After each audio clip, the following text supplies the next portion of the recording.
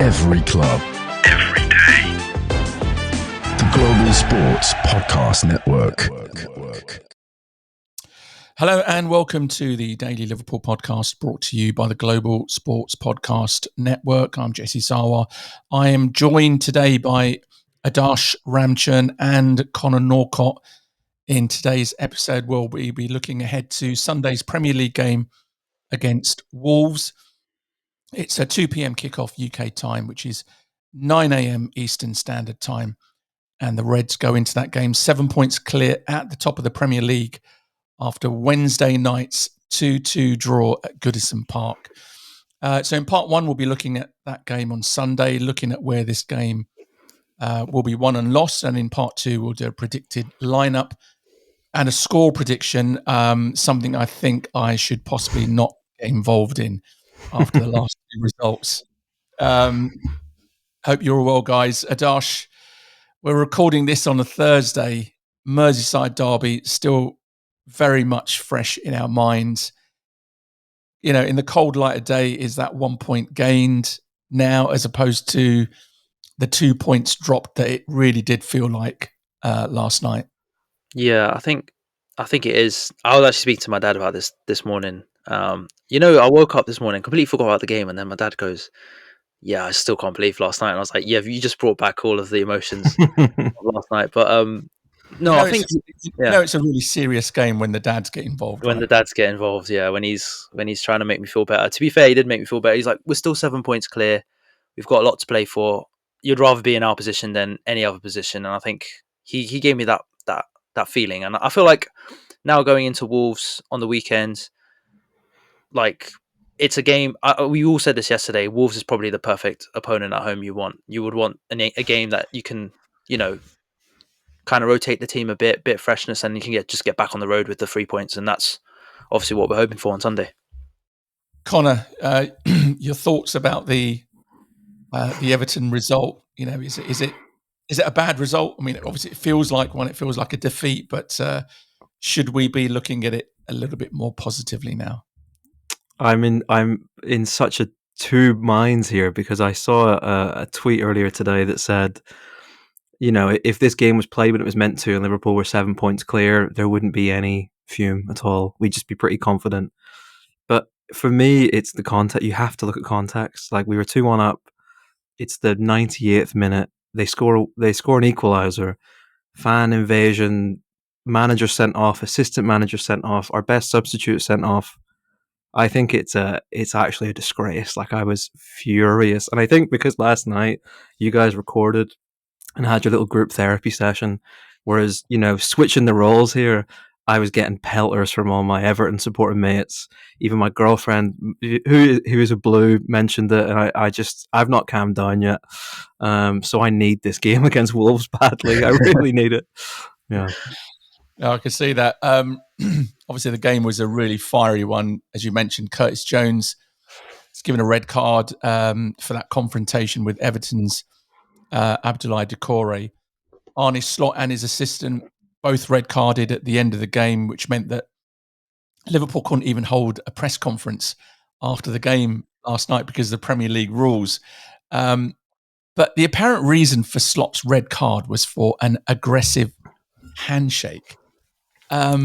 I thought it might have been something that he had said, Adarsh, but an aggressive handshake. How aggressive can that get? I can't believe it. I mean, I saw you put the clip. For those that are listening, Jesse put the clip of Guardiola going up to, I think it was Mike Oliver, after we beat them 3-1 at Anfield, and saying, like, just basically did probably even worse, a more aggressive handshake than that, and no repercussions for him.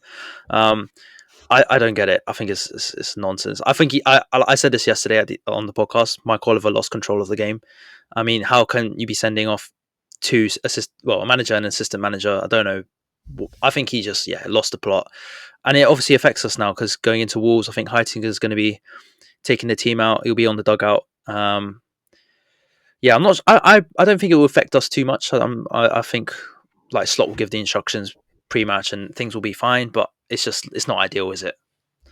No, I mean you mentioned it not affecting us. Obviously, Curtis Jones is suspended for this game, so he's not available. But in terms of Arne Slot, Connor, he's a manager that's very technical, very involved in the detail of the game, and his in-game management has been a real feature for us this season. So, is this a serious blow for us, or as Adarsh mentioned, these days they're all wired up. I suppose he'll be getting his kind of instructions from Slot on the touchline. I think it's one of those where the ramifications will only become really clear after full time against Wolves, because kind of like how we mentioned on the preview to the Derby, Jesse, where, we could say, oh, is this the kind of game that Slot's calm, cool, collected vibe would really help? Turned out the guy absolutely lost it. And you know what? So did I. Like, I was, like, I keep mentioning it. I'm just shocked. It was horrible. I hated that game so much.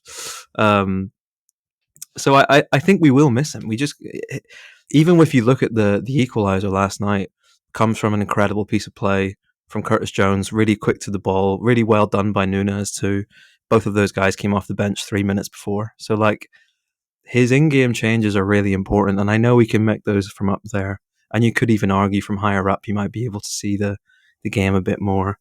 But I'm reluctant to spin it into it's okay until after the Wolves game, Yeah, look, so we've got that past that first fixture in this, 5 games in 15 days schedule. 7 points is the gap. No more games in hand. But the way that the fixtures are scheduled, I think it can really crank up the pressure for either Liverpool or Arsenal on any given week. This weekend, it's Arsenal who play first on Saturday against Leicester, which you think that's 3 points in the bag for the Gunners. It must be. They win that game, it means the lead is cut to just 4 points, and that really puts pressure now on Liverpool for that game on Sunday. I mean, Arsenal have had a mixed week. They've lost Havertz to injury. Looks like his season is over. And they must have been celebrating that Everton equaliser. So, Adarsh, what kind of mood do you think, surrounds the Emirates now? Right, 7 point gap, but no Havertz, no recognised striker. Yeah, and a chance to go 4 points behind Liverpool at the weekend. I feel like it's just the topsy-turvy nature of this season, because I feel like a few weeks ago Arsenal fans were calling it a day like their season's over. They were out of the cup, they're out of the FA Cup, and it just shows how quickly things can change in football. Like you said, a win on Saturday and they go 4 points behind us. And if you're looking at their fixtures, I think they've got Forest away in a few weeks' time as well. Maybe that's a proper difficult game, but they don't have too many difficult games left.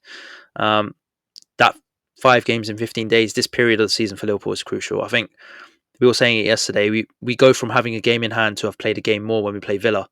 I think that Villa game is massive. I think that I don't want to put pressure on it, but because if we don't get a result at Villa, if we don't get a result at Villa, I don't know what to do. I'll be a bit panicky. So I think it's just so confusing. I think Arsenal will I think they'll feel a bit more relaxed in their position. They'll probably be like, okay, look, there's still a long way to go. We're not out of this yet. I think we knew as Liverpool fans there's still a long way to go as well. So yeah, one week you're feeling on top of the world, and then the next week you're down under, and it's just, I think the season's just, there's still more twists and turns to come. Yeah, and look, I think we've said this on the podcast on more than one occasion that the title race is no ways over. I think anything less than a double-digit lead, I think there's just too many games to play. And as we've mentioned, this kind of stretch of 5 fixtures in 15 days. I mean, what a swing that can create either way. Liverpool can either run away with it, or Arsenal are absolutely back in it, neck and neck, or maybe even ahead. Let's talk about Wolves. They're managed now by Vitor Pereira, who took over from the next Pep Guardiola, Gary O'Neill. They sit 17th in the Premier League on 19 points, just 2 points above Leicester, and 8 points behind 16th place West Ham. So they are right in the thick of a relegation battle. And their form guide from the last 6 games reads as follows. 1-1, drawn 1, lost 4, scoring 5 and conceding 12. Now, those stats, Connor, point to a Liverpool win. But do Wolves pose any kind of threat to this Liverpool team? Do they look at that Derby game in midweek, maybe learn from that and think, that's a similar way that we've got to play? Or do they not have the players or the game plan to do that? I think they do. I think there's enough physicality now in that Wolves team. Maybe not so much in the centre of the park, although they've got some nice players there to just really cause Liverpool issues.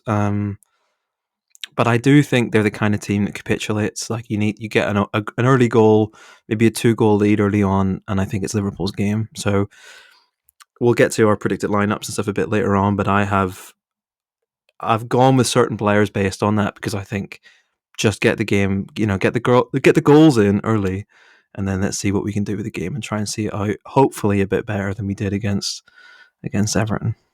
Adarsh, that's going to be so key. I think just making a really strong, positive start, because you can imagine, if Liverpool go into this at half time and it's 0-0, it could become a very, very nervous second half, even though it is against Wolves. Just the the whole context of the weekend, the whole context of the title races has changed. Assuming that Liverpool go into that game and Arsenal have already won. So how do you think Liverpool approach this game? Are they going to be a bit more front foot to try and get the goals in early at the first half? Yeah, I kind of agree. I don't think we have a choice. I think given how the context of the Everton game, I think there will be some strong words said.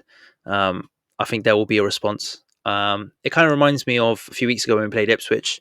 If we can go in 2-3 goals ahead, get the game wrapped up early, that's the ideal situation I'm looking at. And I know we've been a bit of a second half team this season, Slot making those changes in game and those substitutions, but I feel like for this game you need to put your marker down, get some goals early, make it more casual, not more casual, but more comfortable for the team. And I think he's got to approach that first half with some conviction. I think I would be a little bit, I wouldn't say worried if we're going into halftime at 0-0, but you will start to see a bit of agitation, not just within the team, but I think in the crowd as well. So I think a very fast start is important. And I agree with Connor. You've got to get those big hitters firing, get the strongest lineup starting the game, and rest and rotate. Because like I said, we've got Villa in a few days' time as well. So that's going to be important, that rotation.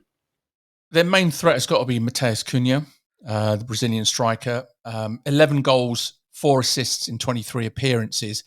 It's not bad for a team, bearing in mind where they are. I think as a team, they've scored 34 goals this season. Wolves. So he's basically scored a third of their goals.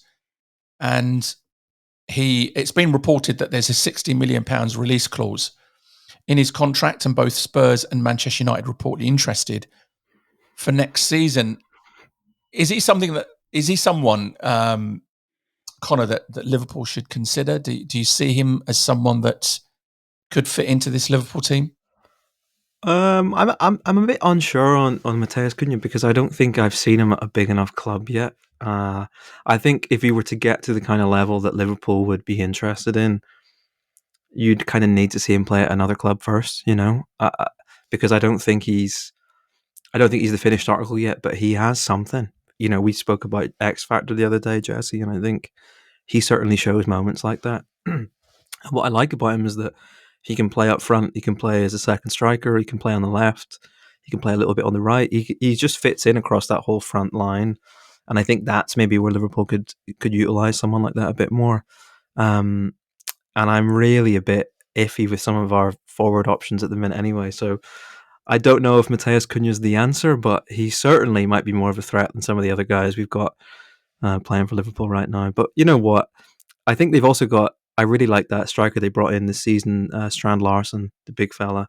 I think he could be dangerous because you saw what the physicality of that derby, what happened to Konate and Van Dijk. Like they looked like they were in a game, and normally Van Dijk doesn't. And I thought he had one of his poorer games for us, I think, for quite a while now. So, they could go with 2 up top, kind of try and bully them, Cunha in behind Strand Larsen. I think it's going to be pretty interesting, but there's something about Cunha that I just think, like, is he a big game player? I don't know. Maybe I'm jinxing it now, but what do you guys think? Yeah, I think Cunha, is a really, really good player. I really like him, but I think in terms of being a target for Liverpool, my only concern would be that he seems to be a moments player. Like, he'll come out with some absolute kind of worldies when he scores.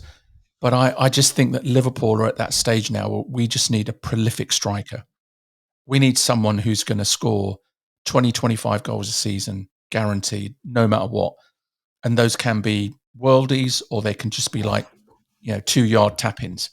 But we've got to, I think, move away from this kind of over-reliance on the wide forwards, and where that central striker is more of a, he's a guy that kind of creates the space like Firmino used to for the likes of Salah and Mane. But I really do think that we need to go for someone who's a real prolific striker. I don't know whether Cunha actually fits that that description. But Adarsh, there have been reports in the last week or so that Liverpool are preparing a radical shake-up of their front line with Darwin Nunez, Luis Diaz, even possibly Diogo Jota, all possibly up for sale. And, the likes of Anthony Gordon, Alexander Isak lined up as potential replacement. I'm sure Newcastle fans will love that. But, what do you think of those reports? Do you think there could be truth in that? And do you think that a shake-up in that forward line, much in the way that we shook up the midfield lineup a season or so ago, do you think we need to look at that? I think if you asked me a few weeks ago, I would be like, no chance. I think we probably still argue. You could probably still say that we've got the best attack in the league. But if you break down each individual player, you look at Luis Diaz, who's looks a bit lost in this Liverpool team at the moment. His left wing position has been taken by Gakpo, and then when he's up front, he's not as effective.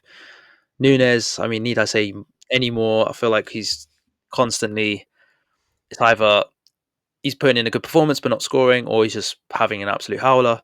Jota's injury prone. So if you take each of those as individual cases, I think you could argue for each of them being moved on. I think 2 of the 3 will probably be moved on. I don't think all 3. But I do think there is a need for a bit of Slots basically trying to put his own stamp on the team and make his own changes and bring his own signings in, because I think this still is a very much Klopp team. I know he's brought in Chiesa, but he's hardly featured. I'd love to see who Slot wants to bring into this team, who he wants to make his own in this team. Salah's been incredible for him, obviously, but Salah's been incredible no matter what. So I do think there is going to be some question marks in the summer, but then with those 3 out of contract, how can you there's so many questions for this summer. I think it's a big, I know we'll probably get onto it in the weeks to come, but I think it's a big summer this summer coming up, because there's the contracts, there's players that probably aren't good enough for Liverpool, maybe some signings, a lot of money that hasn't been spent in previous windows as well. So I do see a shake-up. Whether that's in the attack, I'm not too sure yet. Yeah, I think you're right. I think the summer is going to be a huge one. And just because these three contract situations are hanging over the club, and what could have been maybe 2 or 3 players in or out, it could be 6. So it could be a huge summer for Liverpool. But as you said, I'm sure we'll talk about that more in the weeks to come. Okay, we're going to go for a quick break, and when we come back, we'll do a predicted lineup and a score prediction. Here at Global Sports Podcast Network, we spent a lot of time selecting our delivery platform. Zencastr came out the clear winner. With 4K video recording from your phone and AI editing that automatically removes all those ums and ahs, it's super easy to start a podcast that sounds great and is delivered efficiently. If you're ready to tell your story, check out the link in the show description to learn more about Zencastr. Okay, welcome back. Let's get into some predictions. Let's start with the lineups. I think we can all safely say that Alisson is going to remain in goal for these big Premier League fixtures that are coming up. I think the real question mark for me is going to be in those fullback areas. Conor Bradley, he started. I thought he started well. I thought he was very, very unlucky to be booked. Again, another ludicrous decision, I think, by the referee. And to be fair to the linesman, because it's the linesman that flags to alert the referee's attention for something that was just, it wasn't even a foul. It was just a coming together of two players. But in any case, I thought he played reasonably well, and then obviously Trent had to come on once it looked like Bradley might get sent off. So, Connor, how do you see that right back starting position? Is he going to stick with Conor Bradley starting? Is Trent fit enough to start now? I think if Trent's fit enough, he plays. Simply because we don't have enough leaders on the sideline, so we need them on the pitch. And I think Conor Bradley has the kind of energy and industrialism that you'd want in a game that is going to be maybe a little bit cagey, maybe a little bit frenetic against Wolves. But I just think, you know what, Trent's been so reliable for so many years. If he's fit, he plays, And I think our fullbacks are kind of a bit of a... There's lots of little question marks, I think, popping up at the minute. And I don't know why, because we're 7 points clear, the top of the table. We're in a cup final. We're through to the knockout to the Champions League. We won the Champions League group, or league phase, I should say. On paper, everything should be great. But there's a few little things that are just kind of like, you know what I mean? There's a little asterisk or a little question mark over quite a few players. I think Trent starts. I don't know. What do you think, Adarsh? Yeah, I was going to say, I think from another point of view, the point that we kind of made in part one around taking the game to Wolves and kind of getting our noses in front, we need that creativity. I know Everton kind of set up to kind of nullify us, but we didn't really create that many chances. And if you've got Trent on the pitch from corners, from free kicks, and obviously from that right-hand side, I think he offers a threat. So I'm actually looking at it from like a very much attacking point of view. I think Trent needs to start. We need to get some chances rolled off early doors, and I think I'll definitely go for Trent. Although Bradley's been excellent. I agree with Jesse, that yellow card. I mean, we were discussing about it yesterday. Just ludicrous. But I think he'll probably come off the bench, but I'll definitely start Trent. Yeah, and I think these kinds of games where you expect Liverpool to completely dominate possession, I think you've got to play Trent. I think the Merseyside Derby, I think even if Trent was fit, I think it was the right call to play Conor Bradley because, just that kind of, he's a blood and thunder player playing in a blood and thunder fixture. And so I think Conor Bradley was completely suited for the game against Everton. I think the real interesting one, though, is at the left-back position. And Connor, I think, as you mentioned, there are these kind of question marks over the fullbacks, but I think it's more on the left-back side. I think on the right-back side, I think the only question mark is, who starts, who's better for this game? Is it Trent, who is a world-class footballer, or is it Conor Bradley, who I think is going to develop into a world-class right-back? But I think we're lopsided in that respect on the left-hand side, where it looks like we had a world-class left-back in Andy Robertson, but this season hasn't been a good one for him.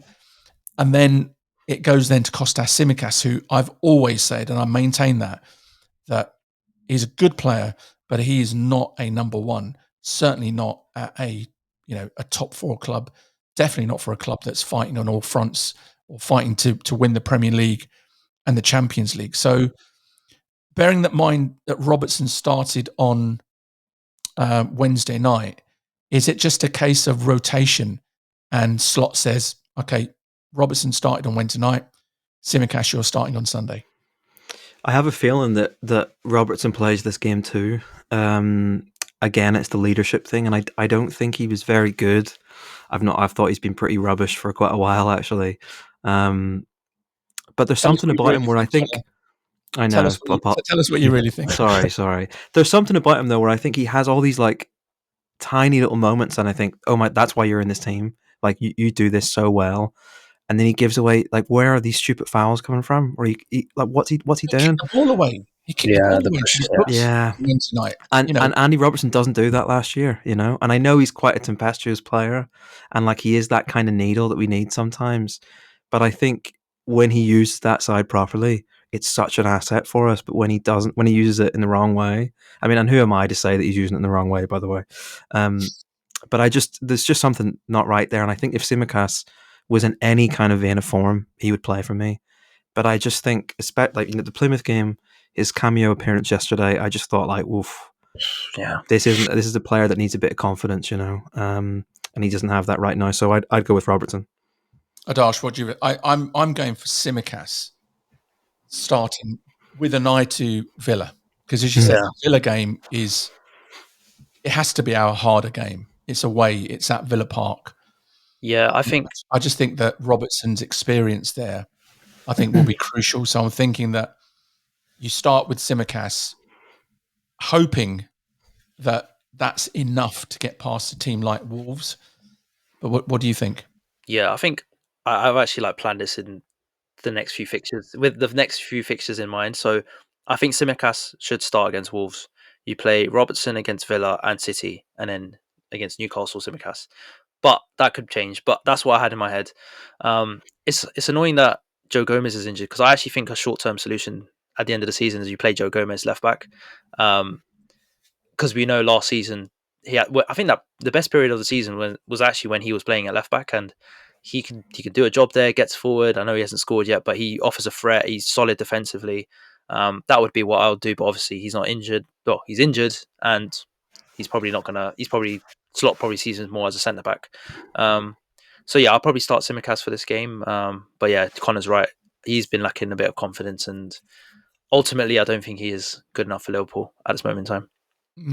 I think we can safely say that Van Dijk and Konate will continue to start in the centre of defence. Are we going again for a similar midfield, Connor, with Gravenberch, McAllister, Szoboszlai? Obviously, Curtis Jones is completely out of the equation now in terms of his suspension, which really leaves Harvey Elliott. Is this a game against Wolves, where maybe you rest Szoboszlai, or is he going to stick with his first choice midfield three? I think, given that, how we all kind of discussed that, I think Liverpool's best plan here is to just get early goals and make Wolves capitulate. You start your main guys. So the midfield that started last night started on Wednesday starts for me. But I do think Elliott comes on, and I think we need to play rhythm into Elliott. He needs those minutes, because I thought he was, especially in the Plymouth game, like that is the worst I've seen of Harvey Elliott. And if that's his floor, fair enough, because he doesn't hit that very often. And I think he's the kind of player that would bounce back. He's got that kind of, I'll show you about him that I really like. So the midfield that started against Everton starts for me. And as soon as, if we get to it where there's 2-3 goal lead, Elliott comes on for one of them. I think maybe McAllister, because I just think his class, especially in the heat of that game against Everton, I thought he was phenomenal. And we really need that against Villa, because they're going to be really physical too. So again, many question marks, because we only really have Harvey Elliott in that midfield position, and then obviously we have Endo as well. But I'm not too sure. What do you guys think? Yeah, I don't see past that midfield three. Mm-hmm. I think it's going to be McAllister, Gravenberch, and Szoboszlai. Any thoughts on that, Adarsh? Are you in agreement with that? Yeah, definitely in agreement. I think it was good. Well, I think Slot taking off Gravenberch, I don't know what minute it was during the game that he took off Gravenberch, but I think it was good he got a rest a little bit, because he's been playing loads. So I envisage changes being made during the game, but you definitely start that midfield three. And it's the front three again where you've had the most rotation, because we've probably got the most depth in those areas. Adarsh, again, I'm looking at Salah and Gakpo starting, and it's really just that central position which I think is up for grabs. Nunez, Jota. I don't really see Diaz starting again centrally for a home fixture. Yeah, I think this is actually the toughest position to pick in the team, but I think I think I would go for Jota, but I think Slot would pick Nunez. That's what I think will happen. I think we do need a bit of physicality, so Nunez could come in. Whether he performs to the level that we want him to, that's another question. But I think for me, Jota needs to be getting rhythm in his game. I think he's been too injury prone and he gets a little niggle and then he's out for a few weeks. And I think he just needs that game time. This is a good game for him as well, getting that confidence back, getting back on the score sheet. Because we all know when Jota's fit and firing, he's the best finisher at the club alongside Salah. So these are the games where you want him to start and you want him to make an impact. And I think kind of similar to what Connor was saying about Harvey Elliott giving him game time, I think Jota's another player you need to give game time to. So that's why I would start Jota, but I don't think Slot will do that. I 100% agree. I'm thinking that he should start with Jota for that reason, that you need to get, he's your most reliable goal scorer. And yes, Nunez, okay, if he scores, that's great for his confidence. But even if he's confident, he's not reliable. You don't think, okay, he's going to get a goal against Villa or against City. Whereas I think if you get Jota up and running, then I think he's a big threat for those big games that are coming up against Villa, against Man City. Connor? I completely agree. I think in the case of if we want these players to have minutes and they're going to be really impactful later down the line, for me, I would start Jota because I think Nunez is fit, has been fit, is pretty good off the bench too. I think he has that kind of like game changer thing about him. Not all of it is good, but some of it is effective, and that really matters. And I think if we're going to get Jota minutes, he's been fit for a little while. He captained the side against Plymouth, not very well, I will say, but he played the full 90, didn't he? Right. Mm-hmm. So he's good to go. He starts for me, and against his former club, I think he scored a few against them too. So he plays. We shall see. Let's go for a score prediction. As I say, I'm going to sit this one out, guys. I think for the good of the club, no. I'm going to sit the prediction out. Yeah, I've been burnt badly the last couple of games. So, Adarsh.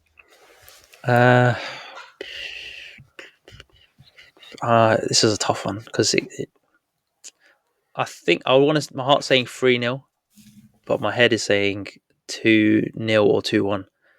I don't think it's a. You don't think it's a big one? I don't think it's a.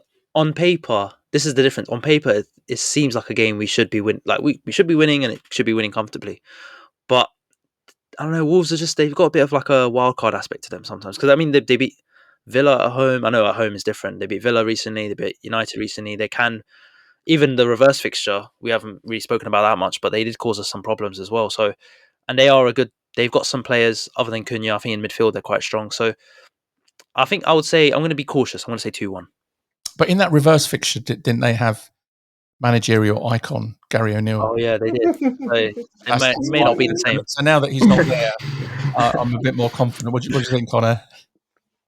I think. Oh God! I hate that you're not picking Jesse. I think 3-1 Liverpool. I'm going to say 3-1, and I think it's a 3-0, and then we concede in like the 80th minute and see it out. And if you want predictions on scorers too, I don't have those for you. Go on. Oh crap! I think we see a goal from midfield. I'm expecting a Ryan Gravenberch masterclass here. So he deserves his goal. He's getting one, and I think Salah gets his customary goal, and the assist he gets too goes to Diogo Jota. I'm going to go for a 1-0. Oh, yeah, nervous 1-0, in the hope that I am completely wrong again, and we smash them 5. I see what you've done there. Okay, that's nice. Reverse psychology, but I think Gakpo gets on the score sheet. I think he scored in his last 7 home games. Yeah. So that's I definitely think Gakpo gets on the score sheet. Well, look, you know what? I'll take a 1-0. I'll take any result that gives us 3 points. But that's all for today. Give us a follow on your preferred podcast platform so that you get the very latest content when it drops. We are now on YouTube, so check us out on the Global Sports Podcast Network YouTube page. Follow us on social media at GSPN Liverpool. You can email us at gspndailyliverpool@gmail.com. Thank you, and join us again on Monday as we review the weekend's game against Wolves. From myself, Adarsh and Connor, thank you for listening. Every club, every day. The Global Sports Podcast Network.